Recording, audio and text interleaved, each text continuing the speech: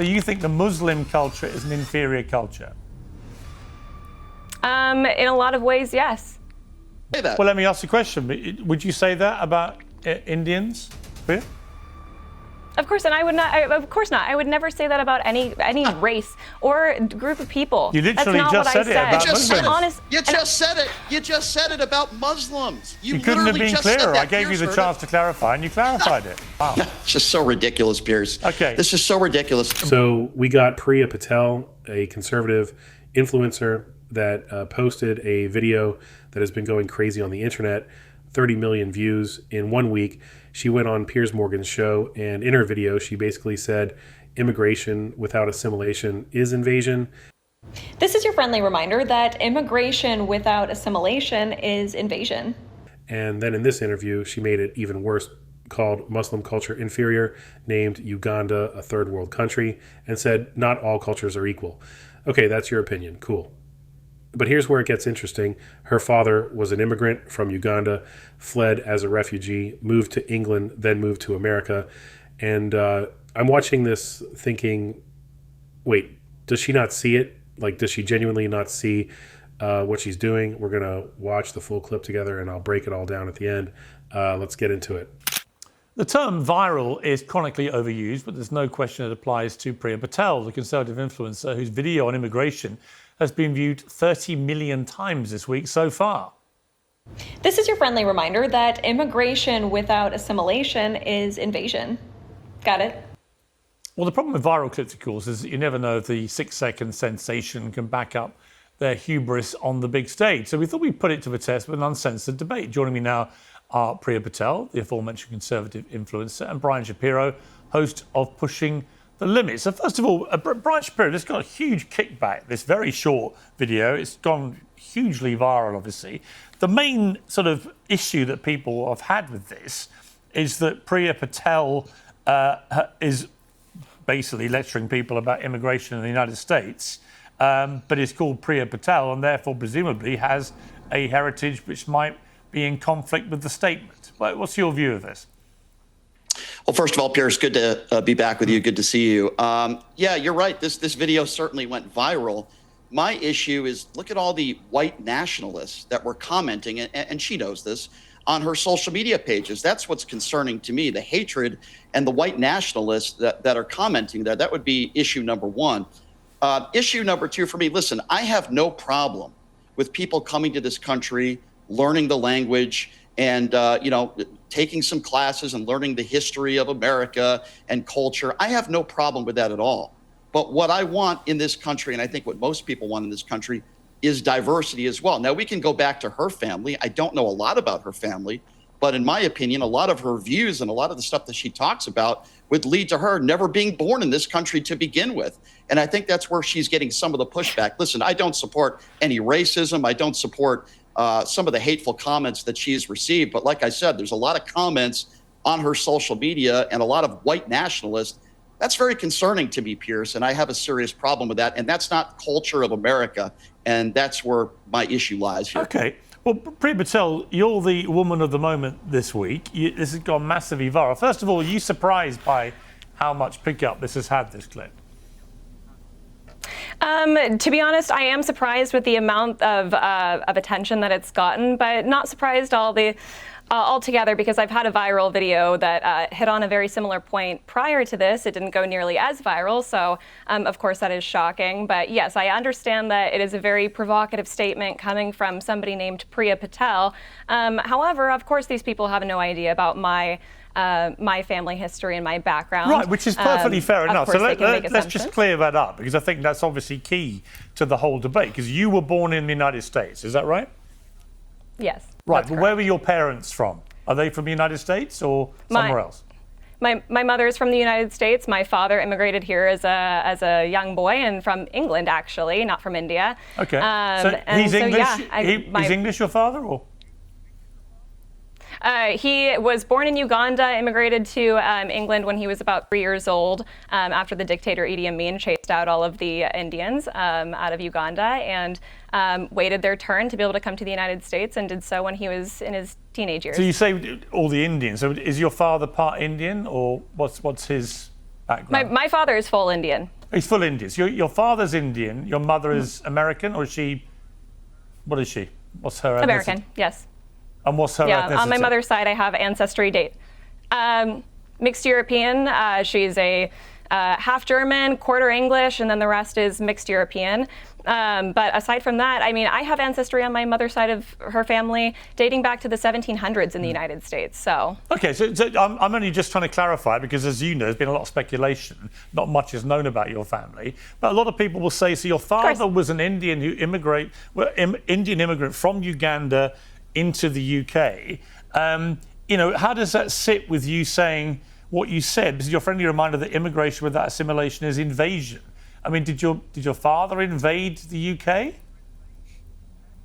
no, of course not. But you know, there is a personal duty on the part of immigrants to assimilate to the culture of the country that they are blessed enough to come to, especially when it comes to, of course, that sort of situation. But honestly, anybody that is blessed enough to come to the United States in particular. I mean, Brian, look, that is an argument. People say, a lot of countries, the United States, the UK, others have had big issues with controlling immigration. And a lot of people say if you come to a country from another place and you refuse to assimilate in any way and want to just stay out of the society and culture that you've come into, that people shouldn't tolerate that. What's your view of that argument? Completely disagree with that. And in my personal opinion, I think in a way it's a bigoted view. You can come to this country and you could learn about our culture. I have no problem with that. But that doesn't mean you have to abide by our cultures and what we do.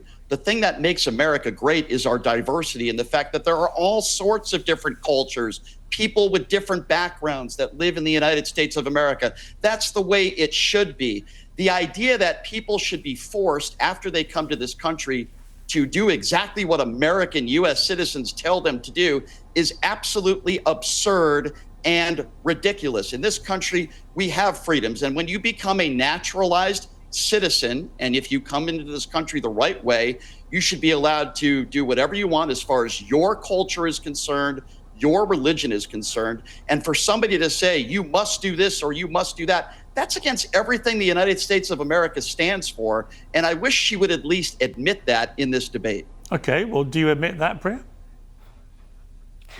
No, I don't admit that. You know, we have cultures and norms that we have a duty to uphold as a society, and I think that should be enforced to some degree. And whether it's on a societal or a governmental level, I guess that's up for us to eventually decide, but it has to be implemented some way or another. Well, everybody has to abide by the same... Well, look, to be clear, everyone has to abide by the laws of the country that they're living in. Right, so that's just a given in somewhere like the United States or UK. So we can all agree that because that's obviously a fact. But when it comes to cultural differences, in a country of 340 million people, there are obviously myriad cultures, ethnicities, religious creeds, and so on in the United States. It's a real hot pot of people. Famously, it's how the United States was created. People came from all over the world.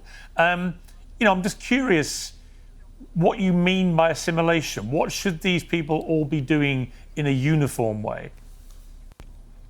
Well, I would disagree with the statement, Piers, that America was built on the fact that people came from all over the world.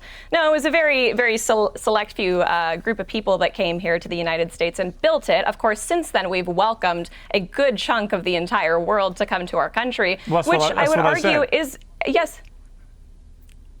You said that it was built on the idea that people were coming from all over the world. Well, but aside from the fact, I'm premise sure of the United States of agree. America is that people have come from everywhere. Right, that's been the glorious selling point of the United States. Is it's open to all. You got to come in legally, and that's been a contentious issue. But once you get there, I'm not sure. As Brian says, why should you feel compelled to abide by a specific culture? I mean, what is the specific American culture, for example? How would you articulate it? Why exactly, if you didn't want to assimilate to American culture, live as an American, why exactly would you leave the country that you came from to begin with if you're only going to bring your culture's customs and norms and implement them maybe here the same and reason your completely father left disregard that of the war-torn American Uganda. people? Maybe the same reason your father left war-torn Uganda. Do you not understand that? Sure, but do you not understand that there are people that are seeking asylum that want a better life for themselves and their families, that are afraid that they could even lose their lives? Do you understand how many people are seeking asylum and are in fear of their life? For you to make the statement that is a people very coming small into percentage of people coming to the United Okay, States. Very, very but you're small making percentage. And the large majority of people committing I'm just saying the you're large, making the assumptions. large majority of people claiming asylum are actually economic migrants. They're not from war-torn countries or suffering under political persecution. One of the other comments, Priya, you said, which did get a lot of attention, you said not all cultures are equal and we shouldn't be importing the third world. So what did you mean by the third world? I mean, I think that's pretty evident. There are a large majority of countries that are still considered third world. They are not. Well, they're not privy to any of the. Which ones would you say are third world? I mean, you could take into account a lot of countries in Africa, in the Middle East, in Asia. Well, give me some names of countries to come from this list. Give me some names. You could probably take in Uganda. For example, would actually probably be considered a third world country for you. I would believe so, yes. Where else do you think is a third world country? There are parts of countries like Bangladesh and a great many others, but that's somewhat aside from the point. India as a third world country? I think there's been a lot of debate whether it is or not. There are certain parts of India that are, of course, very westernized and would probably be considered a first world country. However, I think there are a lot of parts of India that, yes, should be considered a third world country still today. And what do you mean by third world? What does that mean? I mean, we've had a lot of technological advances and societal advances that a lot of parts of the world have not managed to either keep up with or come to that at this point in time. But to think that people can come from these, for lack of better words, dated societies and just be placed in America and they just magically assimilate, especially when we bring them here en masse, I think that is a massive, massive issue because, of course, these people are not prepared for this. I think if we did it on a very small scale, that it could be successful. Of course, we've seen that plenty of times throughout. And just to be clear, when you say not all cultures are equal, which cultures, in your view, are inferior? I mean, quite a few, to be honest with you. I'm not going to sit here and call out people's specific cultures, however. Well, which ones? Which cultures are why not? inferior? Call it out. Yeah. Which ones? Sure, fine. Afghanistan would be a good example. That's a country, not a culture. Well, of course, the culture that comes from Afghanistan, we can talk about the Muslim culture that comes from the Middle Eastern countries. I would argue that those aren't particularly equal. I mean, we see a lot of... So the whole Muslim culture of what, political over a billion, well, actually nearly 2 billion people. I didn't say the whole Muslim culture. Well, you said Muslim. You just said it. Correct. I said some of the Muslim cultures that we're seeing from the Middle East. Well, just to be clear, I'm just trying to work out what you believe. So you think the Muslim culture is an inferior culture? In a lot of ways, yes.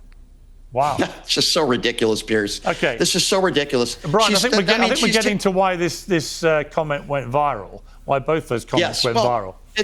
First of all, it's extremely offensive. I would ask her how many Muslim people does she know, number one. Number two, when you take an entire group of people, quite a few, and they're actually very westernized. I didn't interrupt you. I did not interrupt you. Please let me finish. When you take an entire group of people, when you take an entire group of people and say they are lesser than us, that is pure bigotry.